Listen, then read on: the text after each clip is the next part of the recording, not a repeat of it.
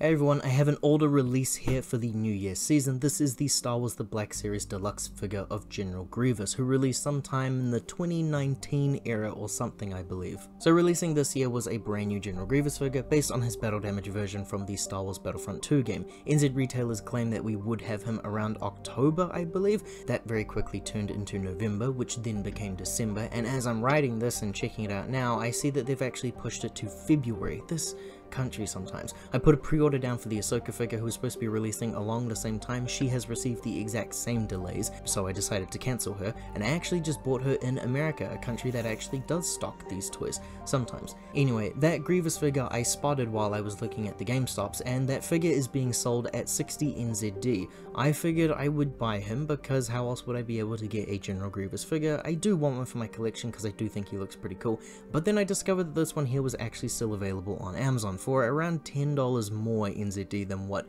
this new one would be. So admittedly, the older one is more expensive than the brand new, potentially easier toy to get, but this older one includes the cape and the gun. That's enough to make up the extra difference for me. I've heard that there are problems with the Grievous body standing, the body's a real rough sell, and I've heard that the new one doesn't actually fix anything, so I just decided to bite the bullet and I got the original here because I'm curious to see how he fares up. It is the older style box art. That black and red packaging takes me back to the 2015 era of the Black Series figures, which was when I first started collecting them. This style stuck around for years actually, up until I want to say maybe 2020 or so. Apparently he was the first ever deluxe figure of the line, which I didn't know until today. There have obviously been quite a few deluxe figures since then. Here he is out of the box, stands really tall, includes 5 accessories total, technically 6 at least in my eyes, 4 sabers, a gun, and a cape that can be fully removed. There's a lot that I really like about General Grievous here. I think that style and design does translate pretty well into toy form, and the bone coloring as well. I am a fan of this type of coloring for Grievous more than that solid white coloring that he sometimes receives in merchandising, so this works really well for me.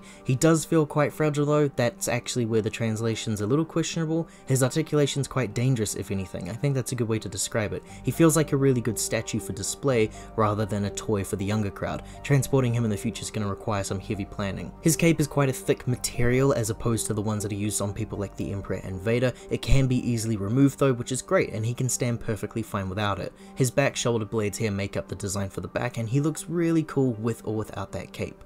His articulation does make him one of the more interesting toys in my collection. A small head on a neck joint that is also movable. It feels very droid-like. He's got some cables and some wires throughout there for some extra detailing. He has the shoulder connector, which can move in 2 different places, the actual joint and the arm connector. Not too much though for either. Each arm can move and do its own thing. It's a little confusing, but you need to really utilize the rotates available. There's a bit more going on there than there are bends. They can separate away from each other about that far out. They can rotate at the lower arm section where there are some bends available. The arms can bend, but that is where the articulation ends for the arms. The exact same thing can be said for the other side. You've got some good movements for these appendages. He does feel like he's got some slight movements in the hips and the waist, but not really. It's too stiff to really try, and it's likely to cause damage, so I'm going to leave it there. His legs are on these ball joints here, so they do have some minor rotates and some full movements from this section. He actually does feature double knee joints, so there's a bend in the upper and the lower leg here, but this is kind of where the fragility of the figure really comes out to shine. It feels a lot more dangerous to be doing this as opposed to some other joints, so trying to be a bit careful here.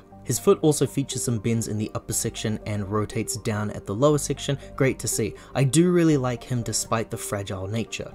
Now some dreaded joints discussion. The legs are pretty loose on this figure. The other leg is quite stiff and sturdy. Trying to make him stand without effort usually does cause one of those legs to cave in under itself. It doesn't require too much to have him actually standing in a default stance though, but that's making sure that he doesn't have his sabers or his cape on hand. Adding that glorious cape onto the figure, he did almost topple over, but he does manage to still stand quite nicely. It's random, it feels actually. Sometimes he's a right pain to deal with, but other times it is totally manageable.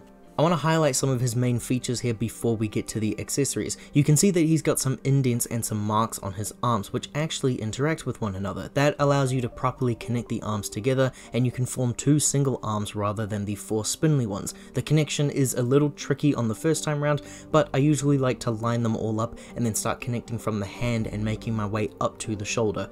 Now on one of his arms though, you can see that the indent is a little faulty. It looks like someone's been chewing on this or something, and I thought about about seeking a replacement, but if I connect the other pigs first and, like I said, start with the hand and move my way up, then it ends up working out fine. But it's always something worth pointing out. McFarlane do fall into this issue quite a lot for me as well, so he's not a perfect figure, unfortunately. And this is him now with just 2 arms. I think he looks really cool. That design does look nice still. I think it still captures Grievous's menacing attributes. The arms sort of do and don't line up here. I'm not really sure if that's my figure being a little bit faulty than others. Maybe I was just connecting them wrong during the recording. I'm not too sure. But since they do almost line up, it means that you can move both arms at the same time. They'll both follow each other. You can also bend at the joint, which is a really cool thing to see actually. It feels like a very complicated shape has been achieved well enough. I'm pleased with that effort and I am happy with the overall result. Now, I wanted to see how well he'd be able to hold onto his blaster with the 2 arms connected here. It's a pretty tight squeeze and I think some proper positioning would be needed to make it look accurate enough, but he does seem to manage that quite well. Of course, his other accessories included are 4 different lightsabers, colored blue and green. You can definitely have him holding 2 sabers in his 2 arms like I'm showing off here. Works really well. It does look pretty cool, but obviously the fun part of having a character with 4 weapons and 4 arms is having a saber in each arm. So if I split the arms up here, now we can try to put our other sabers in his hand and put him in a much more action pose. They do fit, some of them a lot better than others. Some of them I had a little bit of an issue with, and this is actually a recurring thing for me with General Grievous toys. I remember my smaller figures had the exact same issue. Some of the sabers here are just kind of sitting in his hands, but now we have the pose of a menacing foe. And the real challenge here obviously is seeing if that cape can still fit, and he does still remain standing. I think that this looks really great. The last detail I wanted to show off here was the inside of his cape. It features these pockets where he was able to keep his collection of sabers from the fallen Jedi. The saber's blade can be removed from the lightsaber hilt as expected, so you could store all of these away if you really wanted to. I've also been using this space to put his blaster as well. Overall, I'm really satisfied with the Grievous figure despite some of those issues that everyone else has mentioned over the past couple of years. The structural issues of the figure I did know going in, mind you, so it kind of helped me prepare myself for that. He does need some help standing, he's quite fragile, but he does stand tall, looks really menacing, and he'll make a great display with my Clone Wars era figures. I wanted at least one General Grievous figure for my collection, and I do think he is the better pick between this one and the Battlefront 2 release. Thank you for watching this review of a Star Wars Black Series figure. If you would like to see more from me, subscribe to make sure that you're up to date, and be sure to check out the other reviews. Thank you very much, take care.